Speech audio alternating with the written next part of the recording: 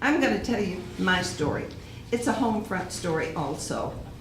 When we were planning this, we thought, yeah, the war had effects other than in Europe and in Japan. My story is called Letters from Home. The wars in Europe and the Pacific ground on endlessly. 6 of my uncles and cousins went to war. 5 came home. My father was a skosh too old. Everything was scarce. Sugar, meat, butter, shoes, gasoline were all rationed. I had 1 pair of shoes that I had not outgrown. My little white summer sandals were not going to cut it in the days of 1944's winter, as those days got shorter and colder.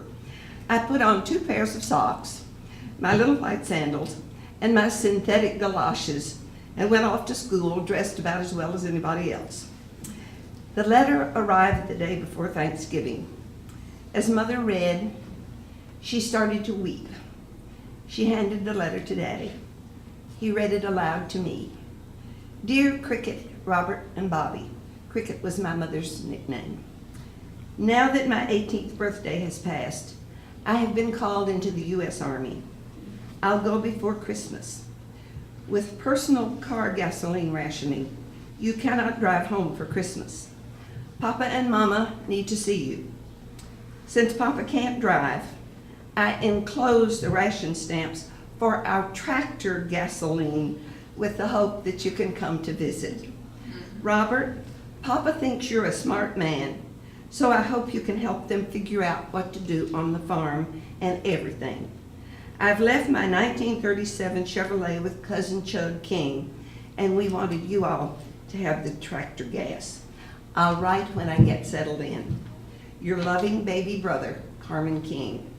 And so, on the day after Christmas, I, wearing my brand new unrationed plastic penny loafers with my mother and dad using the precious tractor gasoline, drove with a full tank of gas from Lexington, Kentucky to the village of Hillsdale, Simpson County, Kentucky, to visit my grandparents, Papa and Mama, Ed and Mary King. We were sitting before the fire after supper. Rural electrification did not come till after the war. Mama lighted her pride and joy, her Aladdin lamp, half filled with farm-available kerosene, so that I could do my homework by lamplight outside the conversation circle. Papa spoke from his cane-bottomed chair by the fireplace. Mary, tell Cricket and Robert about the letter you wrote. My grandmother turned from the sideboard with the Bible in her hand and said, we don't know what we're going to do about the farm. Ed can't drive the tractor. Maud, the mule, has been taken into the Army as an Army mule. She's gone to war, and there's no way to pull the plow. We can't get out the crops. We can't harvest the crops that are coming in this spring. We will have no income for 2 years. Yes, I know you children will help, but our lives and the ground will lie fallow. So she said, I wrote to the president. Daddy spoke quickly. The president of what? And she said, the president of the United States of America. I told him to send Carmen home. We need him on the farm. Daddy asked another insightful question. Did the president reply? And Mama said, no, but his secretary did. She drew out of the Bible a mimeographed letter with an obscure scrawled signature from the Secretary of War.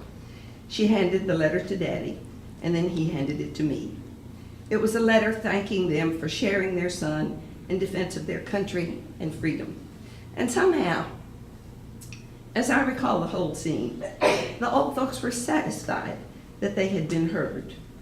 My grandfather was dead within 2 months. Carmen came home from the Philippines in August 1945 at the end of the war. Not wounded, but damaged. Years later, I listened as he wept and told my father of his first post-basic training assignment. He was rousted out of bed at 2 a.m. to serve on the firing squad to execute a barracks mate who had been convicted of treason. War is hell. The siblings, teenage grandchildren, and neighbors rallied round and saved the crops. A couple of years ago, I began to wonder if my grandmother's letter could be found. I called the Roosevelt Presidential Library. The chief archivist told me that they did not find Mary King's letter, but that they found many letters very much like that saved in the library. He sent me to the Truman Library. A helpful archivist searched, no luck. He sent me to the National Military Archives. Their website is like a lot of other websites. If you already know how to do it, you're in, and if you don't, you're out. I learned that I must use Form 180. Form 180. Here's my Form 180. Right there. I have it.